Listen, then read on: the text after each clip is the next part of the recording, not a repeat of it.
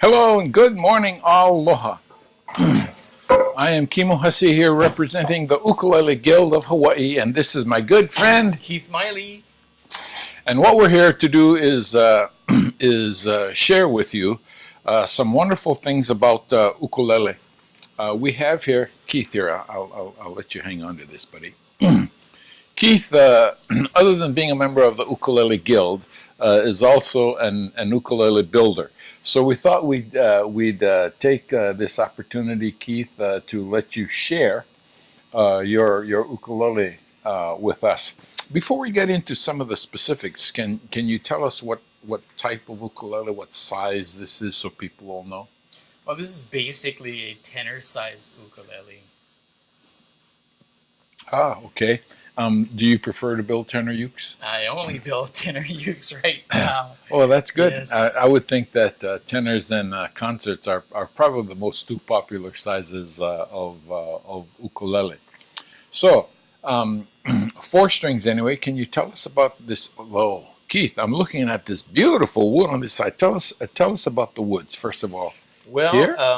it's a set that I bought from Imua. I didn't want to fool around, and I wanted to buy the best koa at the time. And Jarmo Winkler was kind enough to allow me to come in and cherry pick his wood pile, and this is the result of that. I bought two sets. This is one of the two. Wow. And it's blonde koa. I love blondes. So one of the things about this wood is what it does to the looks of the instrument. Is there anything about from your perspective as a builder about the sound of koa that appeals to you, and that's the reason why you use it?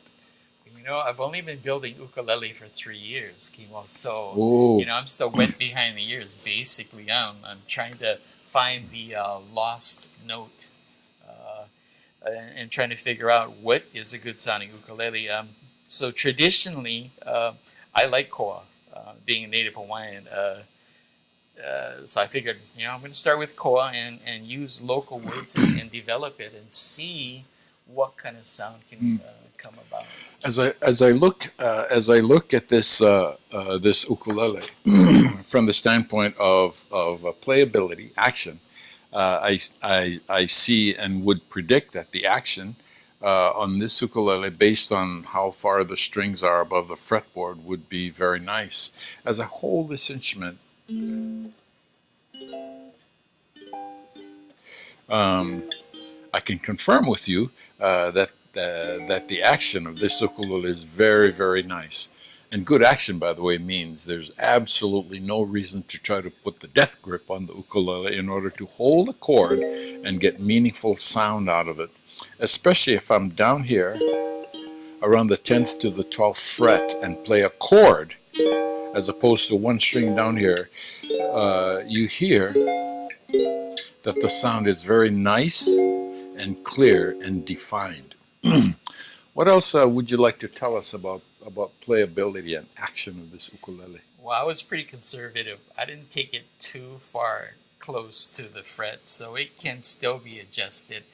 I'm always concerned as a new builder about buzzing and making sure my frets are leveled in the first place. So, like I said, it can be adjusted. It can be lowered to make it a lot more playable. Let's talk about sound. Just listen to this, and this, and this, and this, and this. So, how would I describe this sound? I would say that this sound, to me, is a very pleasing sound because it's a mellow sound that I personally prefer as opposed to really, really bright sound. I also prefer low G tuning, which you have on this ukulele, and that's not to say that high G tuning is bad. It's just a matter of sound preference. But it's nice and mellow, and the blend on this ukulele, I think, is especially wonderful. And blend, by the way, is how well all four strings cooperate when I strum down on a chord like that. You hear that all four strings, sound-wise, are evenly divided, which is just a wonderful thing. Which means, by the way, for us players, one of the things we should do when we play our ukuleles is choose songs that actually portray the ukulele in its proper light. So sometimes we have a tendency of playing fast and upbeat, and there's nothing wrong with that. But periodically, slow your music down and soften it down just a little bit so you can actually hear the ukulele sing, because an ukulele like this one sings wonderfully. What do you think about the sound of your ukulele? You know, I'm still learning what's a good Yeah. sound and what's not a good sound.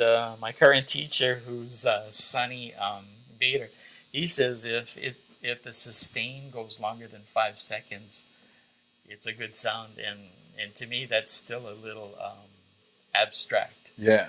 So One of the things I really love about the high quality ukuleles, or one of the things I look for, is sustain, because because the ukulele is basically a percussive instrument, in that when you pluck the string, the sound doesn't last very long.